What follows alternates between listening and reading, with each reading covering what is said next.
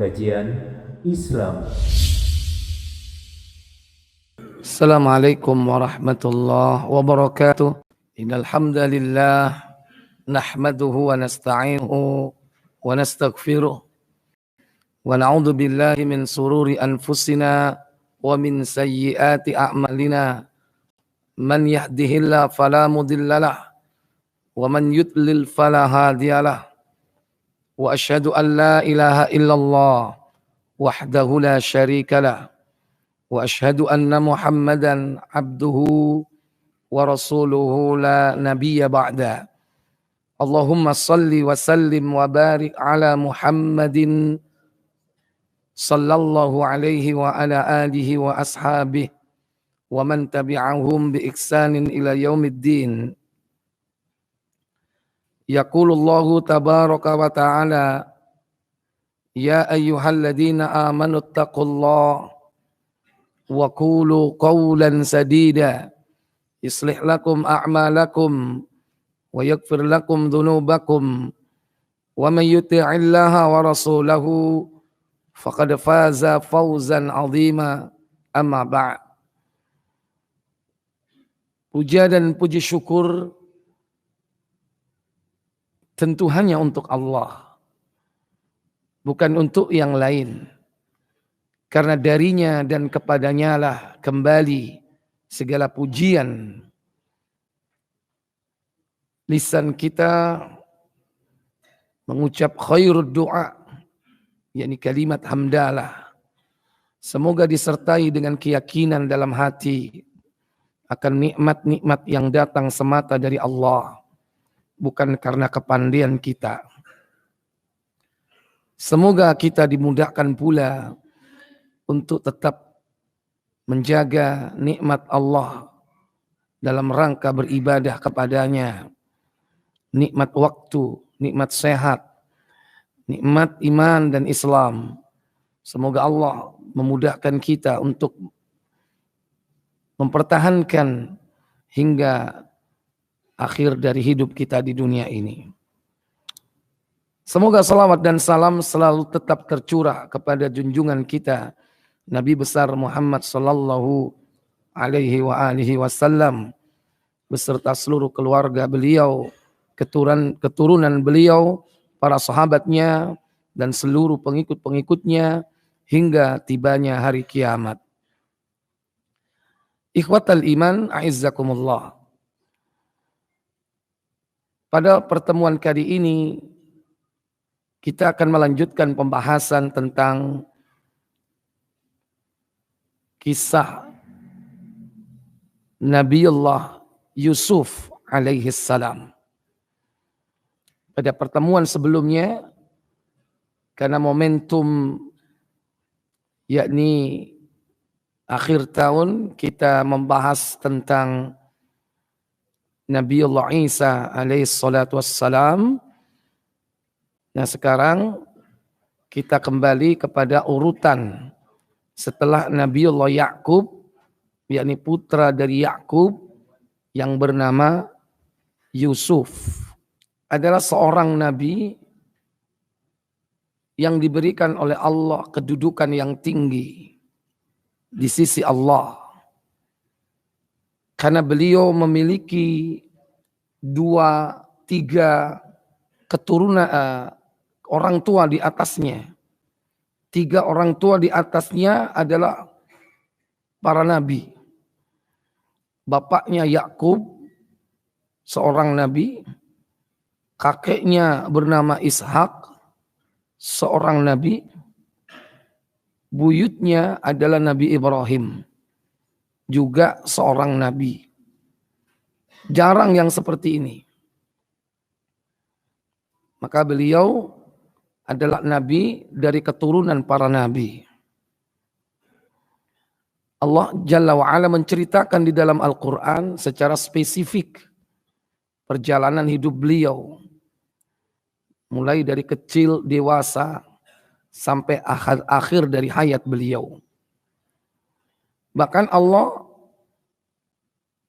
menamakan salah satu surat dalam Al-Quran dengan nama beliau, yaitu surat Yusuf. yang kadang disalahfahami menjadi sebuah tradisi di bulan-bulan tertentu untuk membacanya. Terutama ketika punya istri hamil 6 bulan. Dibacakan surat Yusuf. Jadilah tradisi tingkepan. Orang Jawa itu. Yaitu membaca surat Yusuf dan surat Maryam. Nggak tahu apakah tujuannya, apakah pengen gantengnya kayak Yusuf, kalau cantik seperti Maryam. Dasar cetakannya seperti itu ya tetap aja. Sekalipun namanya nanti juga diberi nama siapa? Yusuf. Kalau berharap bercita-cita mendapatkan anak, bukan hanya ganteng wajahnya, bagus fisiknya, tapi kalau berharap akhlak dan akidahnya seperti Nabi Yusuf, itu yang diharapkan. Tetapi jangan menganggap bahwa dengan membaca surat itu pada bulan-bulan tertentu nanti akan membawa pengaruh dan efek kepada anak tersebut. Kadang tradisi ini ditambah lagi dengan keyakinan-keyakinan yang tidak ada dasarnya. Itu hanya tradisi. Bahkan bisa jadi bercampur dengan tradisi-tradisi di luar Islam. Terutama tradisi kejawen.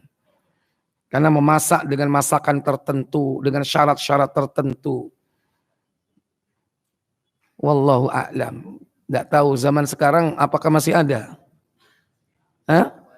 Masih ada yang melakukan begitu? Masih? Mana orangnya?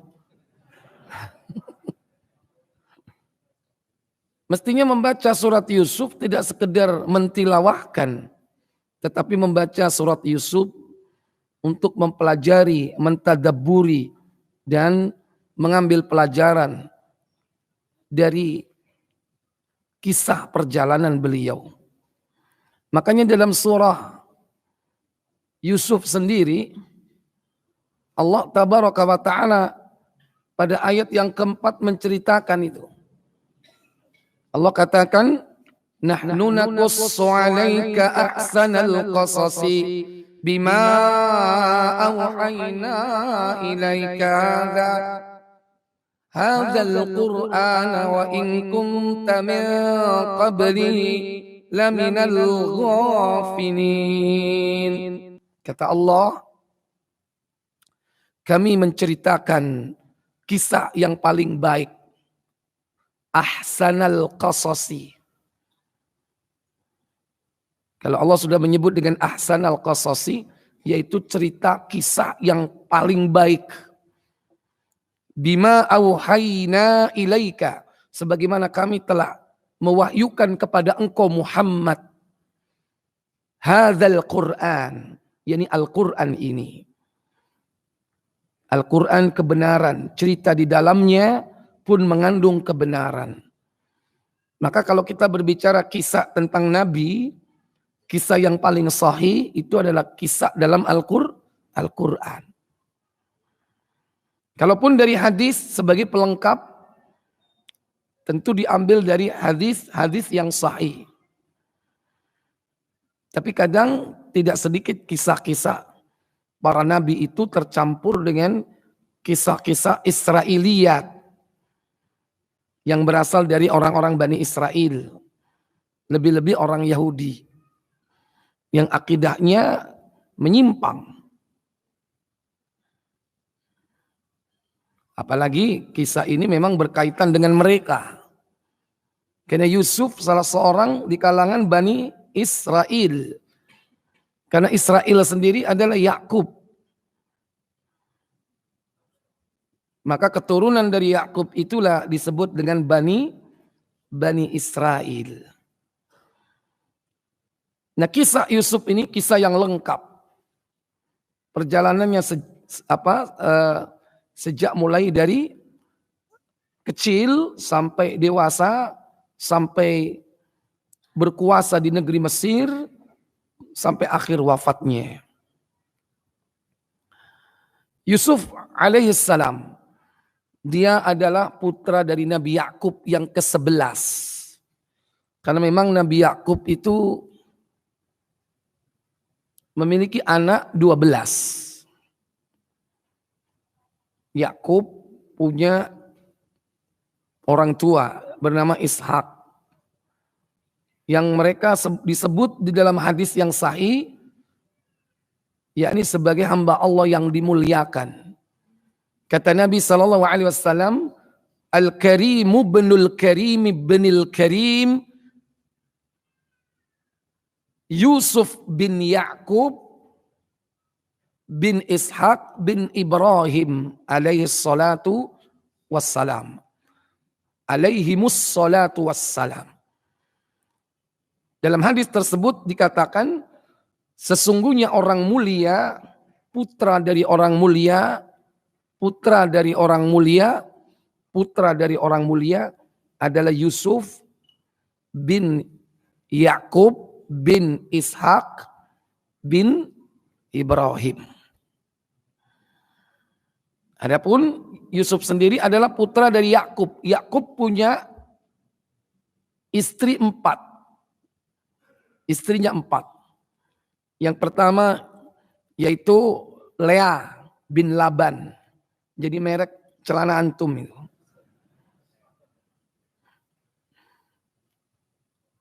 Yang kedua yaitu Rahel. Ini Rahel, Lea dan Rahel. Ini bersaudara. Kemudian yang ketiga yaitu dari Lea ini dia punya anak namanya Ruben. Yang kedua Simon, bukan Simeong. Tulisannya begitu, Simon. Ketiga Lewi. Keempat Yehuda. Kemudian si Rahel ini nggak punya anak. Tapi si Lea ini anaknya udah 4. Akhirnya bagaimana caranya? Rahel ini belum punya anak. Ya. Ini dari salah satu dari sumbernya juga termasuk dari Israiliyah. Cuman paling tidak ada gambaran di sini. Bahwa Rahel ini belum punya anak, sementara Lea sudah punya anak 4. Bagaimana caranya menyenangkan hati suami? Karena dia istri mudanya. Maksudnya lebih muda usianya. Maka dia punya budak namanya Bilha. Bilha inilah kemudian diperintahkan untuk menikah dengan siapa? Dengan Yakub. Akhirnya dari Bilha inilah punya anak namanya Dan, anak yang kelima dari Yakub. 2 istri ini berlomba-lomba untuk menyenangkan hati Yakub. Bagaimana caranya hati suaminya senang? Kalau dia nggak bisa mempunyai anak, budaknya yang disuruh untuk menikah dengan suaminya. Kemudian punya anak Naftali yang ke-6 dari Bilha. Maka Lea pun tidak kalah juga. Dia punya budak namanya Zilfa. Disuruh nikah juga dengan Yakub. Dan punya anak namanya Gad. Yang ke-8 punya anak lagi namanya Asher. Dan barulah Lea pun punya anak yang ke-5. Tentu anak Yakub yang ke-9. Sesuai dengan urut-urutannya. Namanya Isakar. Kemudian punya anak lagi namanya Zebulon. Dan kemudian barulah Rahel punya anak namanya siapa? Yusuf. Dan yang terakhir saudara atau adik dari Yusuf namanya Bunyamin. Atau Benyamin. Ikhwatal iman a'izzakumullah.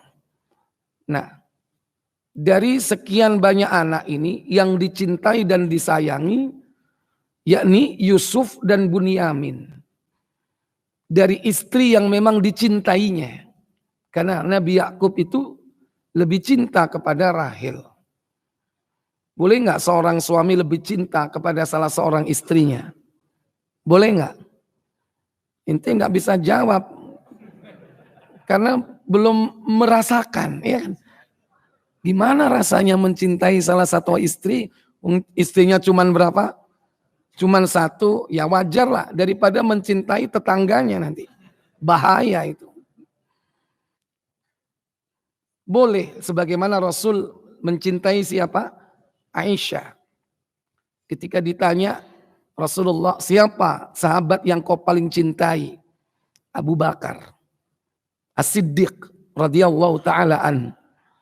Dan siapa istri yang kau paling cintai? Anak dari Abu Bakar. Siapa? Yaitu Aisyah. Boleh.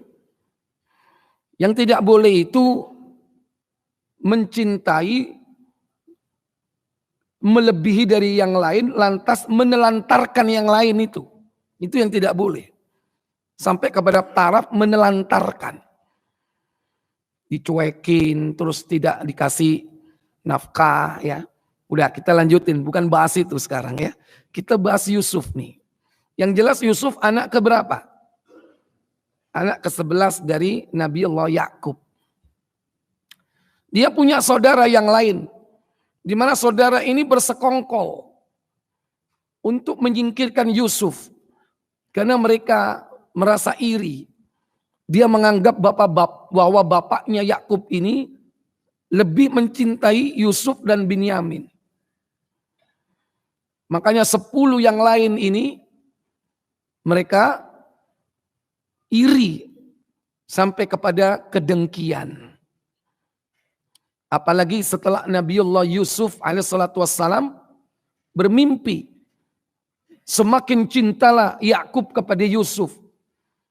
Karena ternyata yang meneruskan kenabian itu ada tanda-tandanya pada Yusuf. Muncul irhas keutamaan calon seorang nabi. Di antaranya yaitu mimpi yang benar. Nah Yusuf diberi mimpi. Di mana bapaknya ahli takwil mimpi. Orang yang ahli takwil mimpi. Dan dia orang yang dipercaya mimpinya adalah orang yang perkataannya paling benar. Kalau ingin siapa di antara manusia itu mimpinya yang benar, maka lihat perkataannya. Karena perkataannya yang paling benar itulah mimpinya yang benar. Tapi kalau tiap hari dia ahli bohong, ahli dusta, kemudian mimpi dan itu, pastilah mimpinya juga dusta.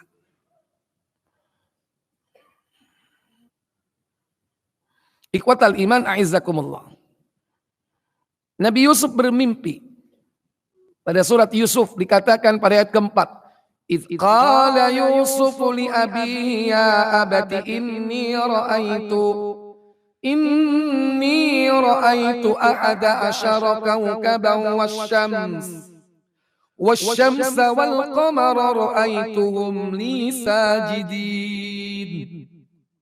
Apa kata Allah di situ?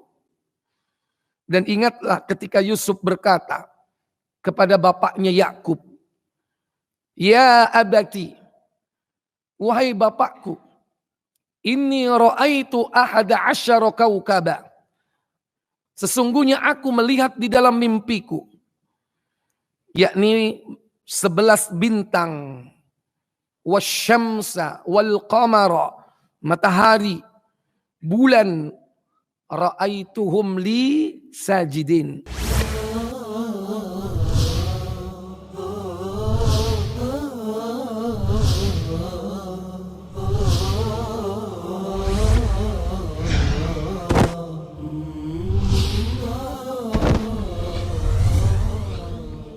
Kajian Islam.